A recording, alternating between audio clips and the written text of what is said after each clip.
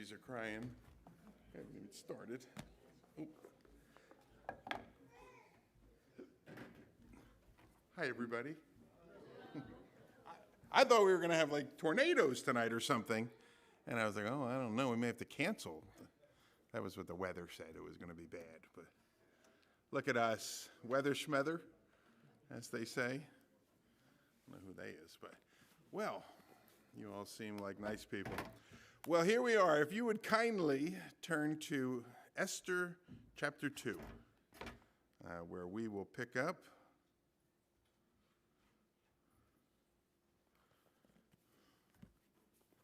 Need my glasses. Quiet crowd tonight. You're excited? Okay. I see. Well, we are in the book of Esther. We've been there now, I guess, for 2 weeks because we had that intro study that opened us up. But last week we were digging into chapter 1, and in doing so, we were introduced in the very first verse of the chapter to a fellow named King Ahasuerus. So I think I have a little chart here. Are you doing both double duty, sir? You are amazing. So you remember this particular chart. This was of the Persian Empire, or at one point it was called the Medo-Persian Empire, and this was the succession of kings that we had there. Remember, the Persians were the ones that overthrew the Babylonians, who were the ones that had conquered the Jews in the southern kingdom. And so if you look at verse 1 of this particular chapter, we read, "Now in the days of Ahasuerus, the Ahasuerus, who reigned from India to Ethiopia over 127 provinces," and it goes on from there. So this is the timetable we're talking about. 486 to 464 BC is when this particular guy ruled. I'll remind you where this fits. in the history of books of the Bible. So if you're looking there at like 516, you're seeing that, or let's go back to 539 or so, the Babylonian Empire falls, the Medo-Persians come into power, Jews can go back to Jerusalem, they rebuild their temple, they complete it, and then skip all the way to the end there, you see it talks about Nehemiah rebuilding the walls and the years for that. So this fits in between that. If we wanted to be even more precise, it really fits in between Ezra chapter 6 and Ezra chapter 7. All right, so we have all of that. Everyone's happy and excited. Esther 1 begins with a big party. Do you remember what the purpose of the party was? Class? You have an answer, sir? Puffing his chest, okay. Gather support, show how strong he is. Look what we can put together. How long was the party?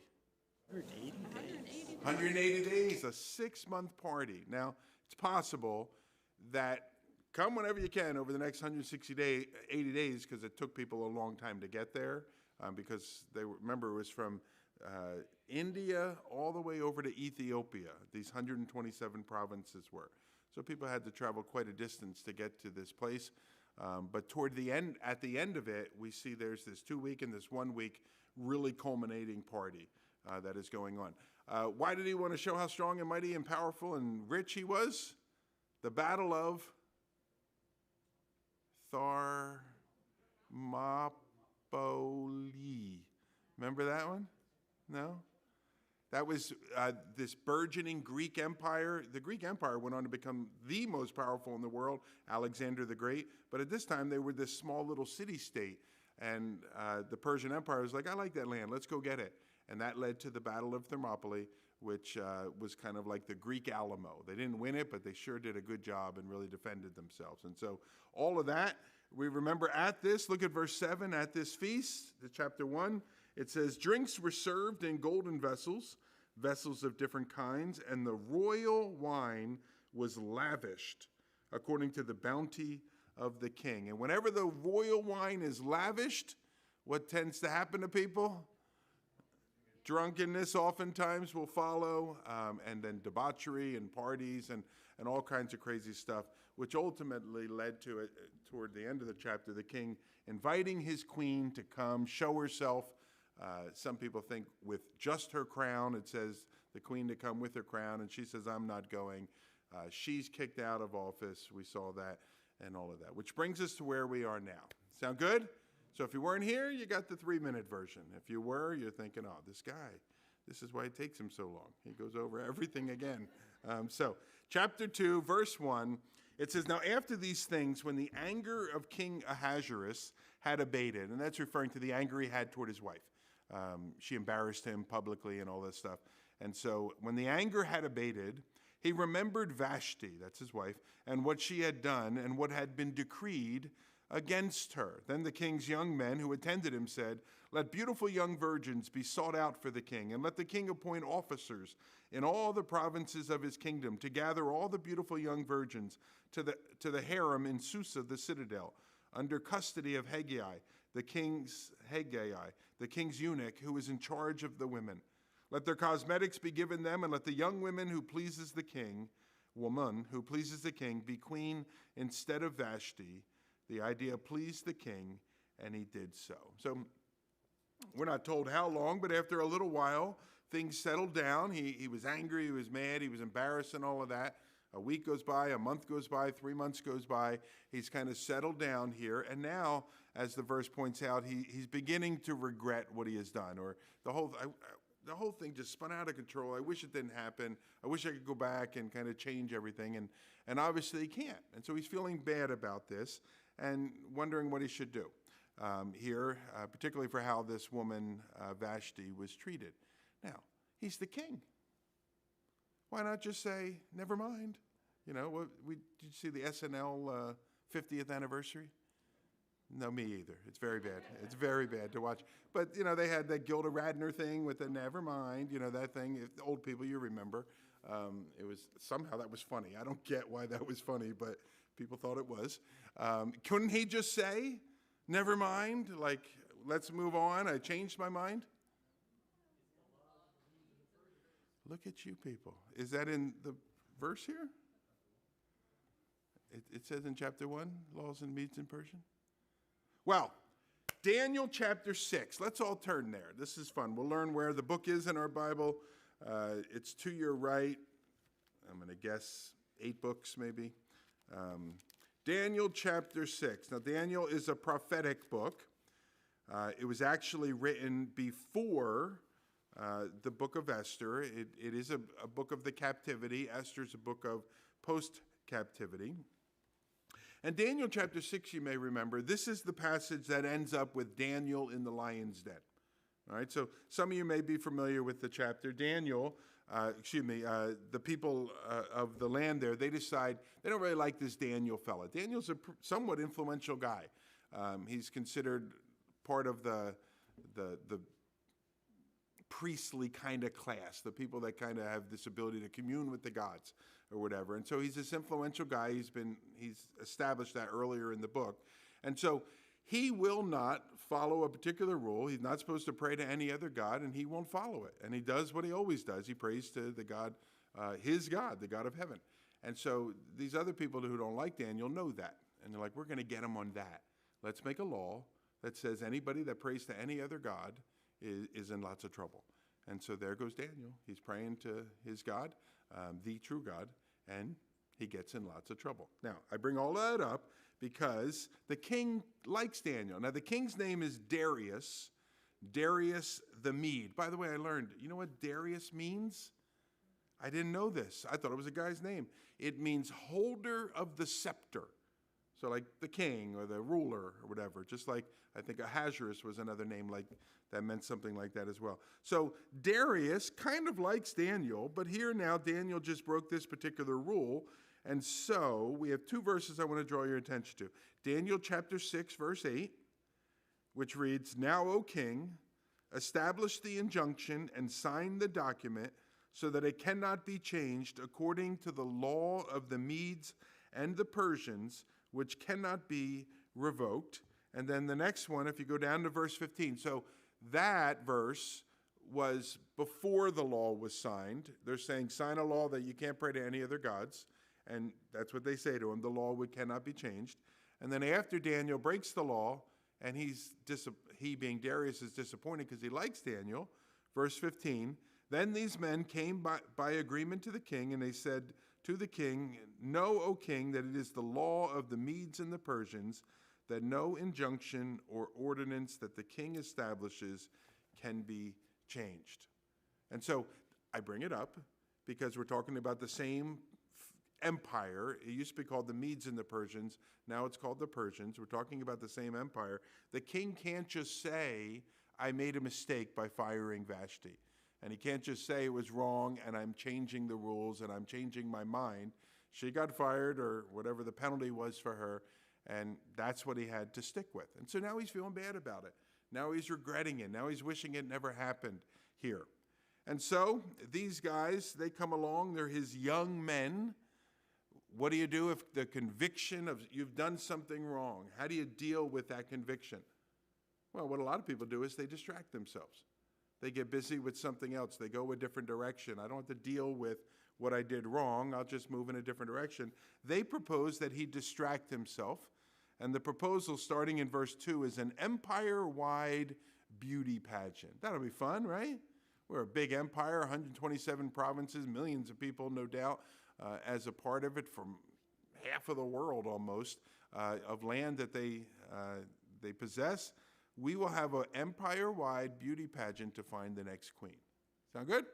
Let's read it. Verse 2. So then the king said, "Let beautiful young virgins be sought out for the king. Let the king appoint officers," verse 3, "in all the provinces of his kingdom to gather all these beautiful young virgins to the harem in Susa, under the custody of the king's eunuch who is in charge of the women. Let cosmetics be given them." Wow, look at this. "And let the young woman who pleases the king," I'm faking excitement about the cosmetics. I'm sure some people think that's great. I don't. "And let the young woman who pleases the king be queen instead of Vashti. And we will distract Ahasuerus. He'll get busy with other things. He'll forget all about Vashti, and everything will be fine." And so the idea, it says, pleased the king. Verse 5, "Now, there was a Jew in Susa, the citadel, whose name was Mordecai. He was the son of Jair, the son of Shimei, the son of Kish. He was a Benjaminite.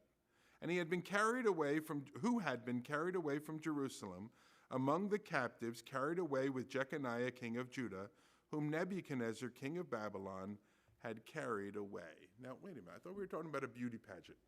Why are we now talking about this guy here? It's like a squirrel moment. Do you know what a squirrel moment is? That little cartoon with about the dog getting distracted. It's kind of like the author seems to, by the way, the author they think is Mordecai. And he gets distracted. "Oh, yeah, let me get in there." He puts himself in. I don't know if that's it. But it looks like he's getting distracted. He's not getting distracted. He's going to become a key part of this whole beauty pageant story. And so he is mentioned here in the context of a young woman that he is raising as his daughter. Her name is given to us in verse 7. And two names are given to us. One is Hadassah, which is a very pretty name. That's a Jewish name, or from Hebrew. And then he also gives the Persian name of this young lady, which is what we more commonly know her as Esther. All right, and so Mordecai is raising Hadassah, Esther, as his daughter. Now we discover she's not really his daughter; she's really his cousin. Yeah, his cousin. A lot of times we say uncle because it seems like he was older. But what we learn is that really she was his cousin here. So anyway, this is this guy Mordecai. It tells us in verse 5, he's the son of this guy, son of that guy, and so on. Verse 6, "who had been carried away from Jerusalem among the captives that were carried away with Jeconiah, king of Judah." Now, Jeconiah is a guy in the Bible who's also known as Coniah, who's also referred to as Jehoiachin. And there's a Jehoiakim, and there's a whole bunch of confusing names. This guy is Jehoiachin, or Jeconiah / Coniah, and he was a king of Judah. He was a king. As a matter of fact, he was the king during the second wave of the Babylonian invasion, and he was taken away captive during that second wave of Babylonian captivity. We know the year of that. That was 597 BC. Now, I showed you a slide in the beginning. Approximately what year are we talking about?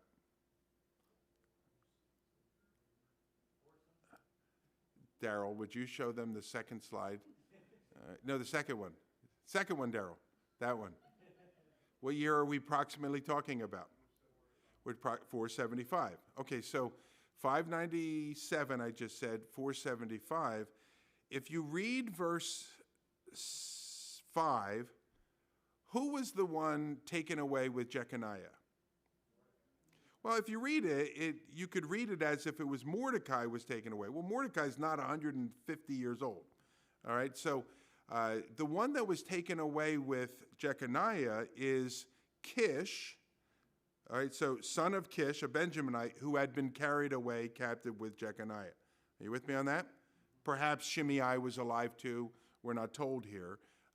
But Mordecai, Jair, maybe Shimei, they were born into the captivity that Kish was brought into.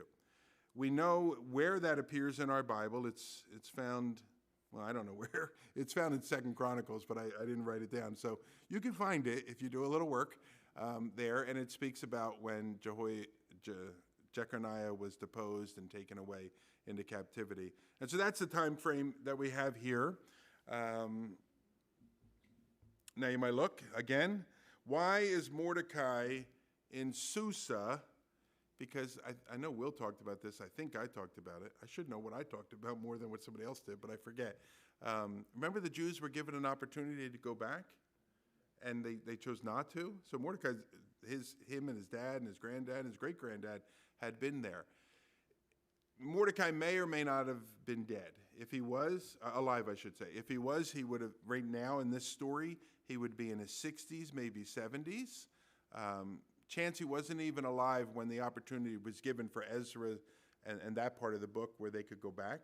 And so we can't blame him necessarily. We can't blame Esther. How come you didn't go back, Esther? I was 2.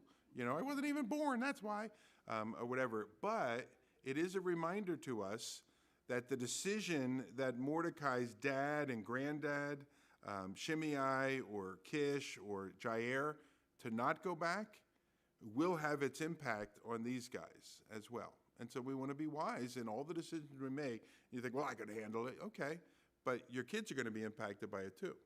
And your grandkids are going to be impacted by this. Is that what you want? And so I suspect if that was posed to these others, the wonderful wealth of Susa wouldn't have been as appealing as the possibility of death and annihilation, which this book is going to show us later.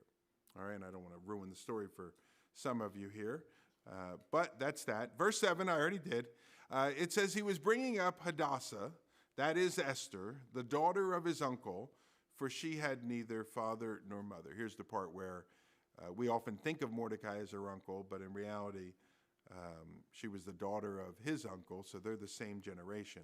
But it's clear, it becomes very clear, he's older, 10 years older, 15 years older, whatever, and he's raising her as a daughter in this land.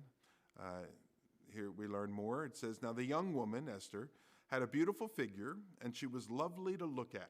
And when her father and her mother died, Mordecai took her as his own daughter. All right? And that is exactly what this beauty contest is looking for. They want people that have a beautiful figure and are lovely to look at. And so she qualifies for it. Interesting, she's not in a faraway province. She's right there in the capital. So maybe people started pointing to her right from the very beginning. Verse 8, so when the king's order and his edict were proclaimed, and when many young women were gathered in Susa, the citadel, in custody of Hegai, Esther also was taken into the king's palace and put in the custody of Hegai, who had charge of the women. So now we're introduced to another guy, a guy named Hegai. Some might say, who's Hegai? Well, the proper question would be, what is Hegai? Because Hegai is not a name, it's a title. But it's one of those situations like Darius and Ahasuerus. It's a title that's given to a person, a slave. We don't even need to know your name. We're just going to call you cook or whatever, like your job. That's what we're going to call you. Well, the word means eunuch. And so this fella, Hegai, is a eunuch. It even mentions that there. And he has charge of the women. That is, the women that will be coming from all of these different provinces to the capital to be a part of this beauty pageant.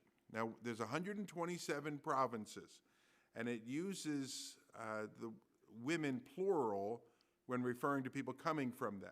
So 127 times at least 2 is, I could tell you, but I wonder if anyone knows. How much is it? 254 minimum. Josephus, many of you know, was a Jewish historian that chronicled a lot of the history of the Jewish people. He tells us that 400 women were gathered up for this particular beauty pageant here. And you need to know the stakes for this pageant were very, very high, because only one of those 400, if that was the number, only one of them is going to become queen, and the rest of them are put into the king's harem and may never see the king again for the rest of their days. Or perhaps they will, but there's no promise of that at all. All right, so only one of them gets to become queen here, 1 out of 400 here. It seems, well, I think it's pretty clear, none of these young women have a choice. I don't want to be in the beauty pageant. You're in the beauty pageant. So none of them really have a choice. I bet there are some. This is great. I might become queen. And some are probably excited about it here. But there's nothing to indicate that Mordecai is pushing for this or that Esther is pushing for this. Somebody pointed them out, and they're in the pageant here. And so this potentially forced marriage was really just, you're slaves. This is the way things were going. And obviously that's an unjust situation that this woman, that her dad, we'll call him that, finds themselves in. But that was the situation. The good thing about this is we see that God is still in control of the situation. As the story begins to play it out, that the Lord is in all of this, and he will use this unjust circumstance even to accomplish his purposes. And so that gives us a little bit of comfort when we face circumstances where this isn't fair, this isn't right, I am powerless, I can't do anything, is to know that ultimately God is still in control of all these circumstances here. So through this uncomfortable situation, the Lord is going to work. And he's going to cause, sometimes I think we say this verse too much, but he's going to cause all things to work together for good, for those that love God and are called according to his purpose, as these two, it seemed to be, are. So that's cool. Well, Esther, she's going to win the favor of this guy, Haggai, and it starts in verse 9. It says, "Now the young woman pleased him, and she won his favor. And he quickly provided her with her cosmetics and her portion of food, and with 7 chosen young women from the king's palace. And he advanced her and her young women to the best place in the harem. Esther had not made known her people or kindred, for Mordecai had commanded her not to make it known, not to do so." And so Haggai is a eunuch, as we know. That means he would have been castrated at an early age. And with that significant decrease in testosterone, he would have been no sexual threat to the king's harem, or these ladies that were supposed to be for the king only. And so Esther catches his eye, but not for a sexual reason. So there's something else about Esther that attracts her to him. Are you with me on this? Plus, there's 400 apparently beautiful women that are here. So it's certainly not just the looks of Hadassah or Esther here. There's something else about her. And as the story begins to unfold, you see that this woman has a character about her. She has an inner beauty about her that appeals to him. He likes this about her.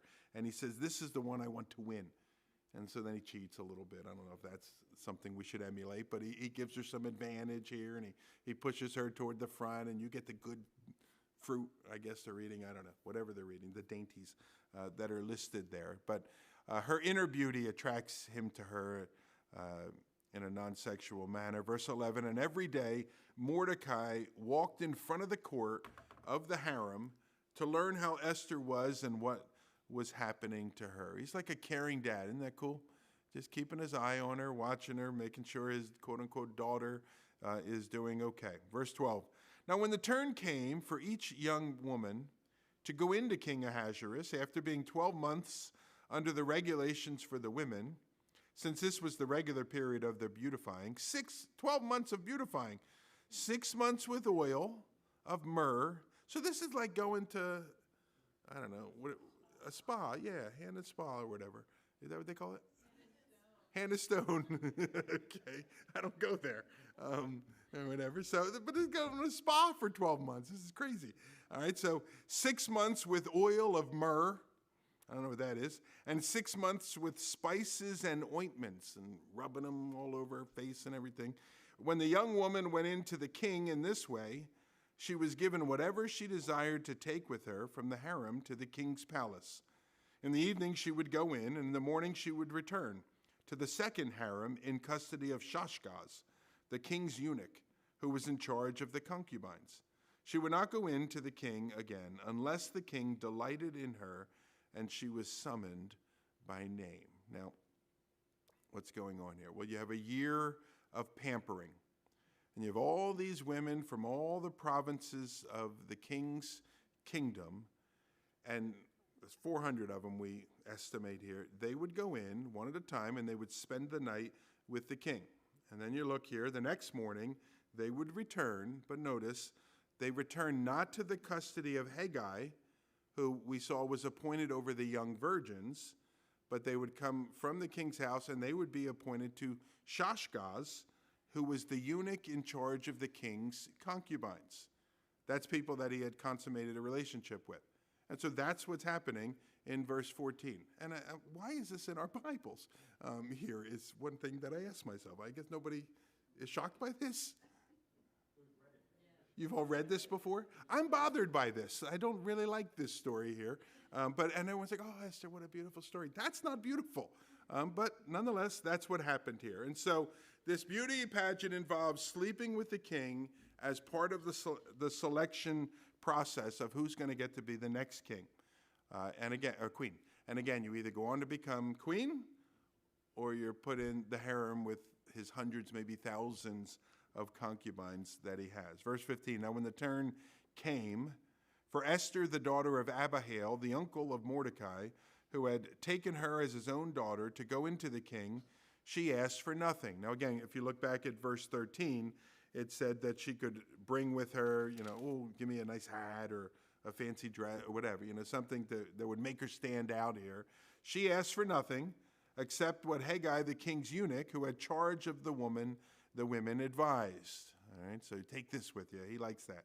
Now Esther was winning favor in the eyes of all who saw her. Verse 16, and when Esther was taken to the king, Ahasuerus, taken to King Ahasuerus, into his royal palace in the 10th month, which is the month of Tebeth, in the 7th year of his reign, the king loved Esther more than all the women, and she won grace and favor in his sight more than all the virgins, so that he set the royal crown on her head, and he made her queen instead of Vashti.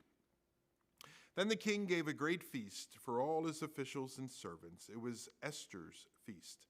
He also granted a remission of taxes to the provinces and gave gifts with royal generosity. Now, if verse 17 seems to indicate that once the king interacted with Esther, the contest was over. He decided, this is the lady I want.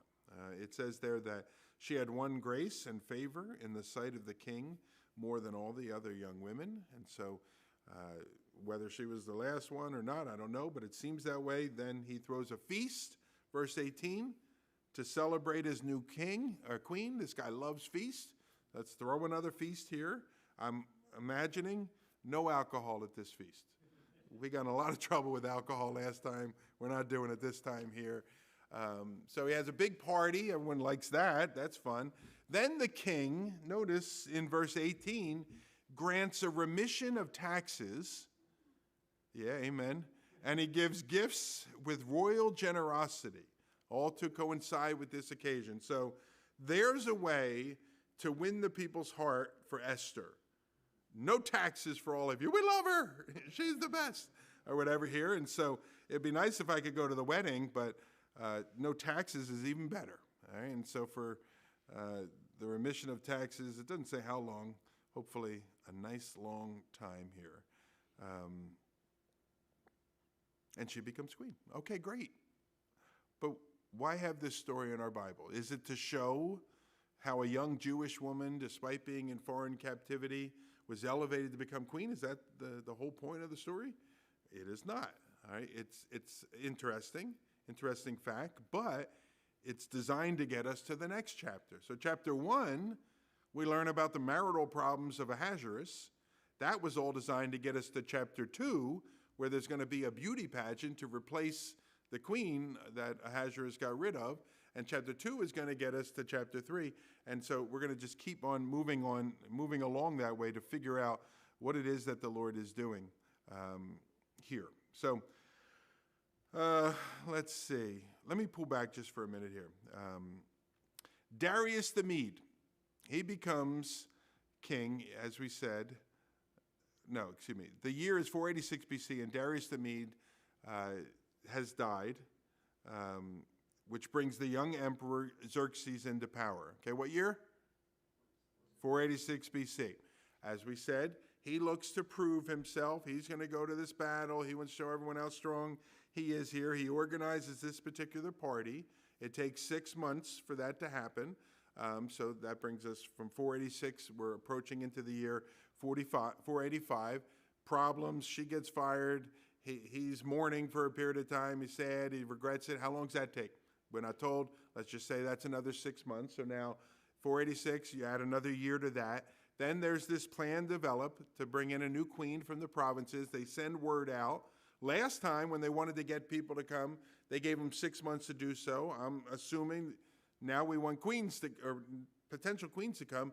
That's going to take 6 months. I wish I had a blackboard. Are you with me so far? So I'm trying to show you how far on we are here. So you have all these pieces of the chessboard. All these pieces of the chessboard are moving around. It's been about a year and a half, 2 years of this guy's administration here. They say a good chess player is thinking 4 or 5 moves ahead, anticipating where you're going to go, knowing where he or she's going to go all throughout this, and they're thinking ahead here. Here, I'm seeing the Lord acting as a chess player, because he's moving these pieces of the puzzle around. And as nice as she was, Vashti has to be moved out, and a new pawn has to be moved in, and Mordecai has to come on the scene.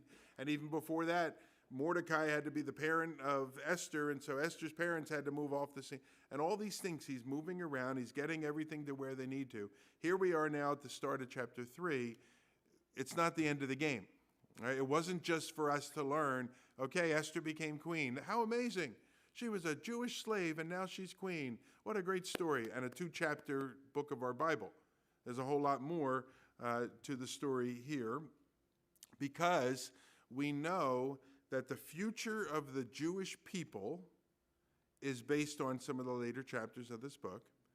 And even more importantly than that, a little boy that was going to be born outside of Jerusalem 450 years later is based on what happens in the later chapters of this book. So before we move into verse 19, 2 quick points that I want to draw your attention to. Do me a favor, find the verses in chapter 2 that mention God. There are none, all right? He's not mentioned in chapter 1. I told you this. He's not mentioned in chapter 2. So there's no mention of God in this entire bit of material. And yet, who's moving the chess pieces? The Lord is. And so to go back to that, he's going 4 or 5 moves ahead. He's moving everything around. So God is in a place where even it appears that he's not in that particular place. And this entire course of events, it's not an accident. Esther doesn't end up in this position by like some nice turn of events, fortunate turn of events. She is here by God's design to accomplish his specific purposes at a time that he sees fit. And I think it's important for us, what's that, man? For such a time as this. You saw the play. Isn't that what it's called? The movie? You've read the book? You've read the book? Yeah. Okay, there you go. That same truth, as hard as it is sometimes to believe, applies to your life and my life as well. That we are where we are at the particular point in time that we are for such a time as this. That God has moved pieces of our lives around and other people's lives around to put us in the unique and particular circumstance where we are right now. And no doubt, unless we're going to die tomorrow, no doubt though, he's still moving pieces around to get us to where he wants us to be in a year and in 5 years and in 10 years from now. And that's, for me, rather comforting. Because in so many ways, I can just sort of pull back and say, all right, Lord, here I am. And what the Lord calls us to do is to be in harmony with him, right relationship with him. And so we focus on our relationship with him, and he's going to move us around. And sometimes I think, when I was young especially, how do I know what I want to do with the rest of my life? I had no idea. I made so many mistakes, in the sense of all right, here's what you need to do. You need to go into that interview, and you have to make sure you have all this background, and make sure you took all these classes, and you have all this experience. And I didn't do anything right. I totally blew it. I told you how I picked my major, didn't I? I went into the meeting. I missed the first meeting because my brother was getting married, freshman orientation. And so I went to school on the second day, and everybody else knew what we were doing but me. And I was a commuter, which meant I didn't know anything. And so I went into this room, and there was a janitor lady. And I said, excuse me, ma'am, do you know where we're supposed to go? And she says, we got to go in that big room there and stand in one of the lines. And so how do we know which line to stand in? And she said, well, that's by your major. I said, well, what if we don't know what our major? I'm talking to the janitor lady. I said, what if we don't know our major? She said, well, you got to pick one, honey. And I said, oh my gosh. And so I went in, and part of why I picked, I saw business. I studied business administration for 3 months. And I saw business, and I remembered in high school, they were relatively easy classes in high school. And so I figured, so I went and I picked my major, business administration, that way. That is not the way to do it. All right, I can tell you that. And yet, here I am now. You know what I mean? So God, I just kept, during that time, I was doing, oh man, did I do bad. I had, at the end of my second semester freshman year, I had a 0.6 GPA. That's not very good. Overall, I had a 1.2. All right, so overall, and I was really like, look, this is not for me. I don't like business. I can't stand the classes. I don't know what I'm learning and all that. And so I decided, obviously, I decided I was going to drop out of, I wanted to go to a Bible college, and my mom wouldn't let me. She said, you can't go to a Bible college. You need to learn something for real or something. She didn't understand. My daughter works at that school now. It's a real school. You get a degree and all that. My mom just thought, we just sit around and study the Bible all day, and so, which is nice, but so she wouldn't let me go there. I guess I could have went anyway, but so I said, well, I'm switching my major then. And she was like, okay, I was threatening her. Well, I'll do it, whatever. And so I said, I'm switching to education because I was going to trick my mom. See, I wanted to become like a youth pastor. And so I would go study education and then trick her and teach kids the Bible instead. So she had no idea. And so that's how I got into the field of education. And I think it was where the Lord wanted me. And I did that for a whole bunch of years. And why are we talking about this? Oh, because God will move you where he needs to move you, right? So we can relax a little bit. I think, believe me, I think I should have done a little more work. My parents didn't go to college. They didn't know the process necessarily.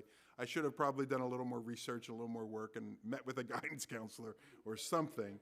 But ultimately, God's sovereign, and he can move us around and get us to exactly where he needs us to be, and we can rest in that reality. And so that's one of the things that I see here, which I enjoy seeing. The second thing is God is at work in a place you wouldn't expect him to be. He's not even mentioned. But the second thing is he's using unbelievers to accomplish that work. Wicked unbelievers. Remember the party that Ahasuerus threw? Well, that was all part of what God used to accomplish his particular purposes. And so the outworking of God's plan, it can't be thwarted even by the forces of evil, whether that be the heavenly forces of evil or just very wicked people here on the earth. that God is going to accomplish what he wants to accomplish, where he wants to accomplish it, in the timing that he wants to accomplish it. And so that's some of the things that we see that we can apply to our own lives as well. Now, let's go back to the chessboard because we got another big piece, verse 19.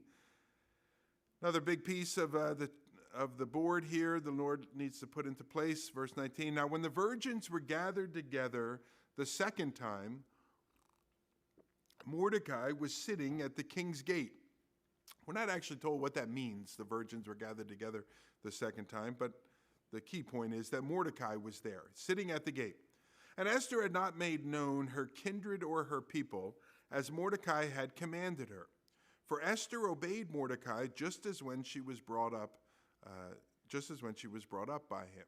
All right, so that point reveals, later on, we're going to see they know Mordecai's faith, his religion.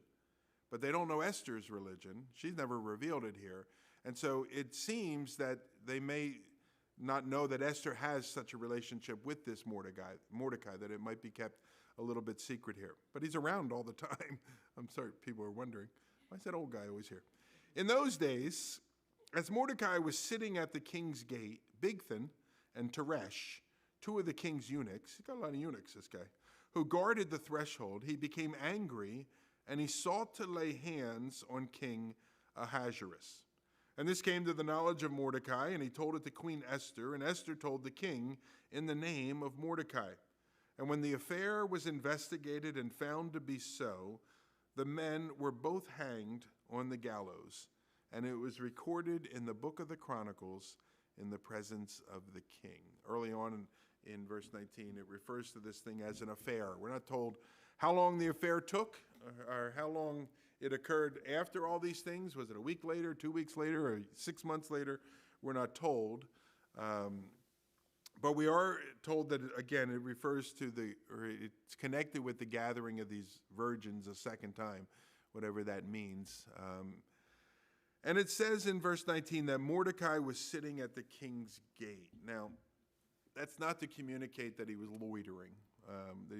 What it's to communicate, and we talked about this on Sundays, I definitely know, is at the gate of a city there. Oftentimes that would be where like Congress met, or the parliament met, or key officials met, or business was done. Sometimes a judge would sit at the gate of a city here, and people would come and they would work out their contract, and there'd be officials around watching this here. And so this seems to be indicating that Mordecai is a servant, but kind of a ranking official of some sorts, that he's in this particular place. And whatever his reason for being there, he overhears a couple of guys that are talking. We're told their names are Bigthan and Teresh, is that it? I don't have it in front of me, but who? Teresh. All right, so these guys here, something about what the king has done has angered them. They're mad. And so now they're talking, and everybody, they get mad or whatever, but something about their convo and their planning, and, here's what we'll do. When the king goes here, we'll do this. This is for real. These guys are planning to assassinate the king.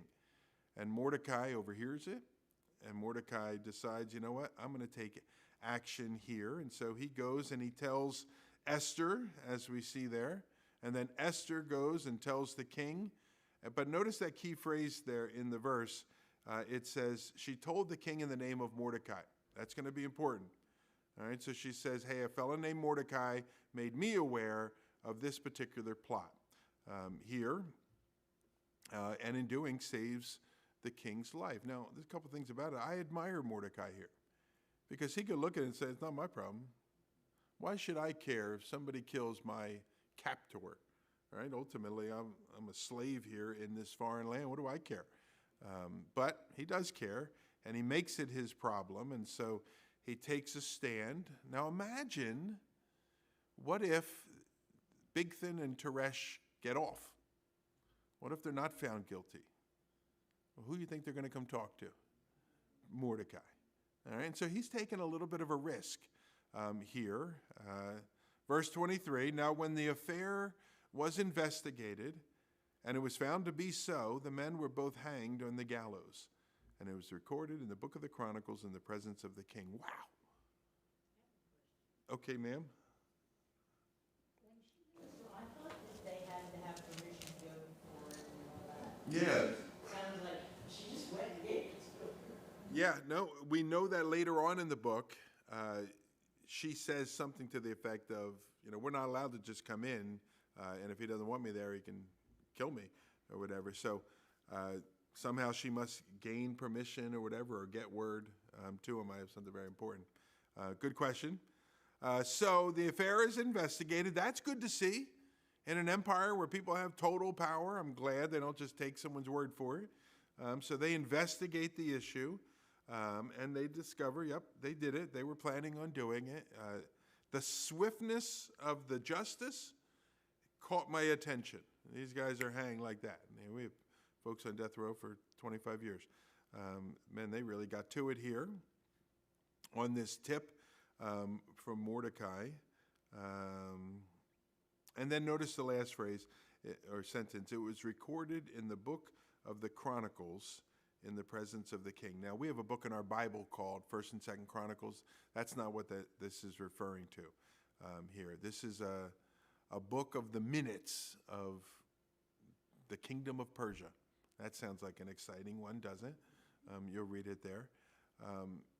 So I saved the king's life, and he wrote a little blurb about me, and he put it in some book or whatever. What a jip. Here, I do all of that. I take that big chance, and you're just going to give me a blurb in a book? This is ridiculous here. Have you ever been in a situation like that? Where you go out of your way to help someone else? You take a great risk, maybe even to help someone else, and all you get is a, or a little bit of, hey, man, thanks. That's it? No, I want more than a, hey, man, thanks. And so he doesn't get it. Well, that can be pretty frustrating, right? It could cause you to become bitter. It could cause you to say, I ain't helping people out in the future if this is all that's going to come, that they pat me on the back or something like that.